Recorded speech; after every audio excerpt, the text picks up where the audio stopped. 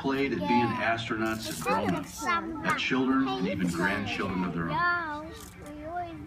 Now, the next generation of explorers will make the journey.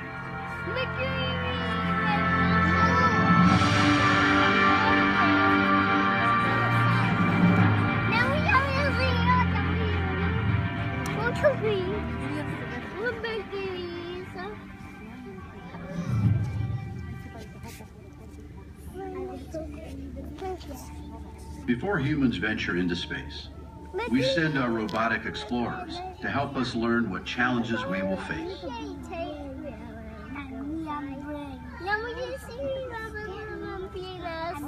These spacecraft act as our eyes and ears in space, helping us find out much more about our nearest neighbor.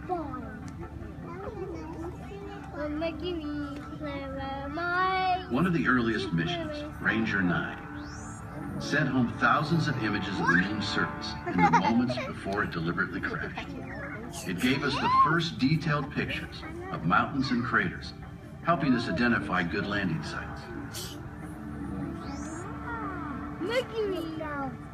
The Surveyor landers touched down more gently. While the Rangers had just one job, taking pictures, the Surveyors had robotic shovels and other tools. They performed the first experiments to find out what the moon is made of. Next, we sent rovers. The Soviets landed 2 Lunokhod rovers on the surface, each weighing about the same as a small car. Engineers on Earth drove them by remote control for many kilometers, taking ground-level pictures and testing the moon's soil.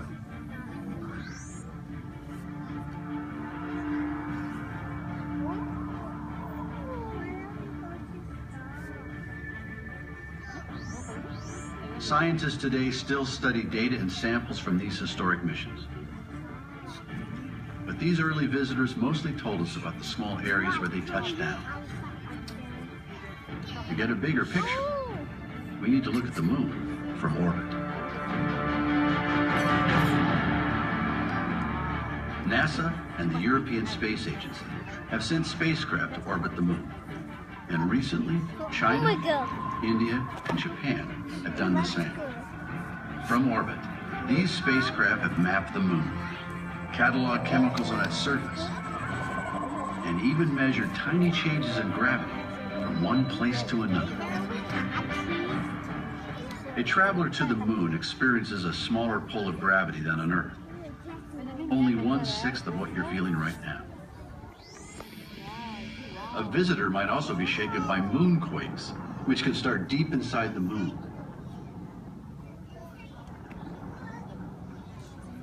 The smaller moon orbits the bigger Earth.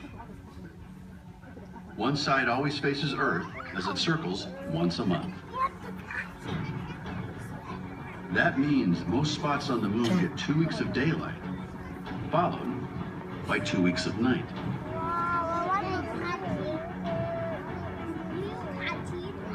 With no atmosphere to trap the sun's heat, temperatures can rise to more than 100 degrees Celsius, then drop to minus 150 degrees Celsius. A visitor to the moon needs to deal with this wide range of temperatures. But not every spot on the moon goes through such extremes. Near the poles, some mountains receive sunlight all the time, and some deep craters always remain in the dark. One spacecraft, called the L-Cross, went on a one-way mission to slam into one of these dark craters. The impact lifted up a cloud of material that had been hidden from the sunlight for billions of years. Inside this cloud, the L-Cross detectors discovered pure, frozen water. Water at the poles can help people to live on the moon. We can drink water, of course, use it for growing food, and also break it down into oxygen and hydrogen. Obviously, we need oxygen to breathe, but we can also use oxygen and hydrogen as rocket fuel. The moon has other resources too, including aluminum, iron, gold, even platinum. These can help us out here on Earth, help us survive on the moon, and help us venture to other worlds and beyond. But the moon lies far from Earth, and governments have spent tens of billions of dollars to travel there. Can we find a better, more economical way? What would motivate people to start a new space race? For centuries, people have created prizes to encourage exploration. In the 18th century, the British government offered a reward to improve navigation and to make ocean voyages safer. Nearly 100 years ago, New York hotel owner Raymond Ortiz offered a prize to the first person to fly across the Atlantic non-stop. A first step toward creating global commercial airlines.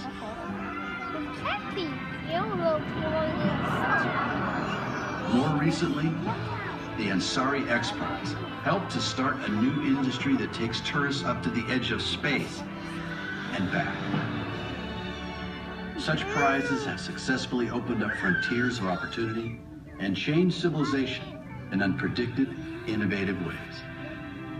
So what prize could bring us together to go back to the moon? How can we harness the enthusiasm, resources, and know-how that exist all around the globe? For such a difficult project, you need a big prize and a big vision. The Google Lunar X Prize has inspired people from around the globe to join a new era of lunar exploration. This $30 million competition will stimulate a new generation of engineers, scientists, and entrepreneurs to think about space as a place to do business, to innovate, and to change the world. So, what do you have to do to win the Google Lunar X Prize? The first challenge is to escape the Earth's gravity. The force that keeps us all grounded works against a spacecraft launch. You want to keep your spacecraft small and lightweight, so you spend as little energy as possible fighting Earth's gravity.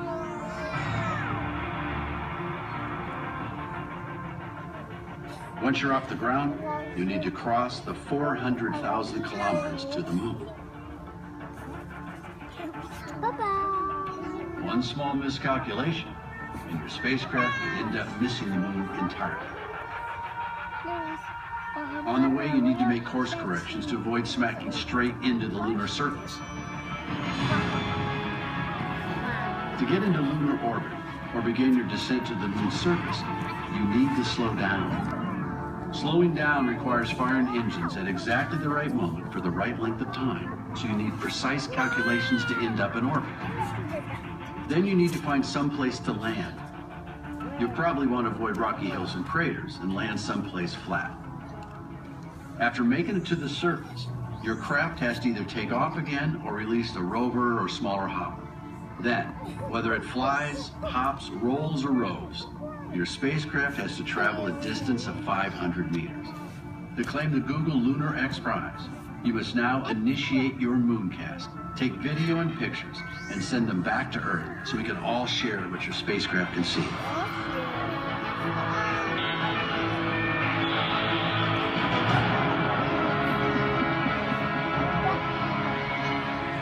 But there's one more catch.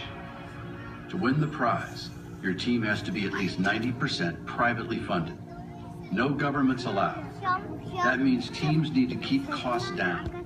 If future exploration costs less, we can do more of it. Let's meet people who have taken on the challenge. Over 30 teams from around the globe have entered the competition. Each team has a different approach and unique motivations. One team of students has the opportunity to learn from engineers who worked on the original space race.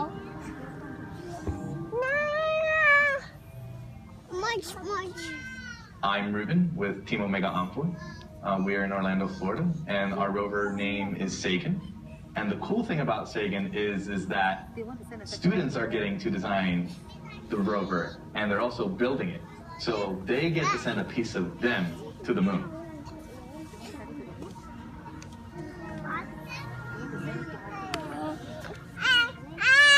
previous space race, only 2 nations could afford to build rockets.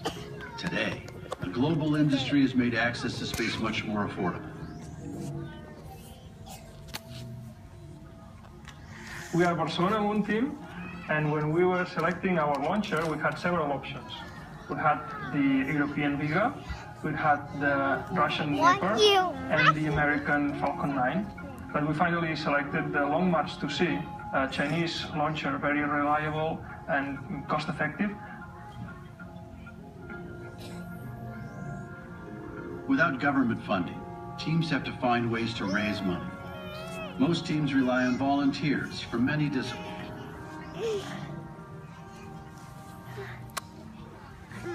At SpaceL, we are mostly, 95% of us are volunteers, engineers from many fields, aerodynamics, mechanics, and so on. And there's me, I'm a neuroscientist. For the last 10 years, I was studying the brain, how the brain produces movements. In the spacecraft, it's the same. Inputs are getting inside from different sensors, getting processed, and then command is issued to the engines just instead of the muscles. Keeping the mass of a spacecraft small reduces the cost of a launch, forcing teams to explore compact and creative designs.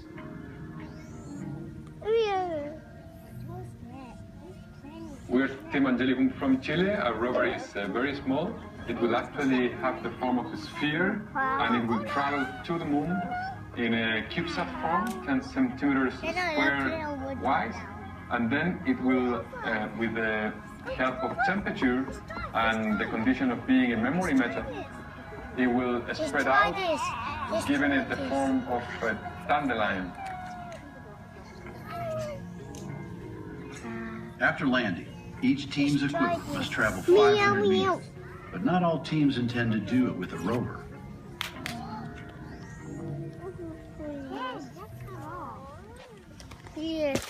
Penn State Lunar Alliance spacecraft has been designed to be as simple as possible in order to accomplish this mission. No more or less complex than we need to land on the surface of the moon, since the spacecraft can already fly, take off again and fly 500 meters to a secondary landing site, where it's going to take beautiful video and images of the surface of the moon, return them to the Earth for all of us to see, and then Penn State will end the Google Lunar X Prize. Some of the spacecraft's finely tuned sensors will give us a new look at landing sites, perhaps winning the Heritage Bonus Prize in the process.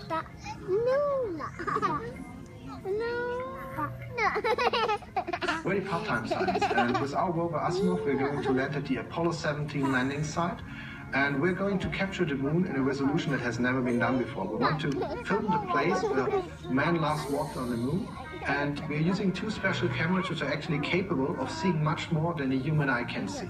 So we can do a lot of science, but also see the moon as it is today.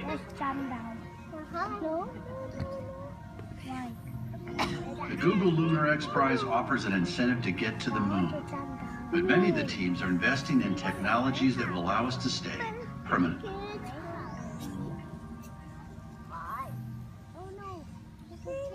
Astrobotic is sending Polaris to the pole of the moon. One of the major challenges is when the sun is out, it's hot. When the sun sets, it's very cold. The cold can get down to liquid nitrogen temperatures, which is many, many, many degrees below zero. We've found technologies and are developing technologies that can survive that night and start up when the sun comes up the next day. And that's a big deal because it changes the surface mission from a 12-day expedition to something that could last Earth years, which is something that hasn't been possible since the moon hit.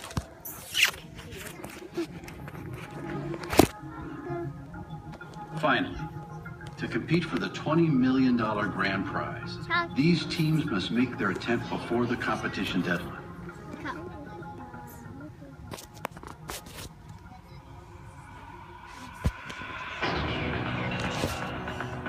Before launch, these teams will have tested each and every component.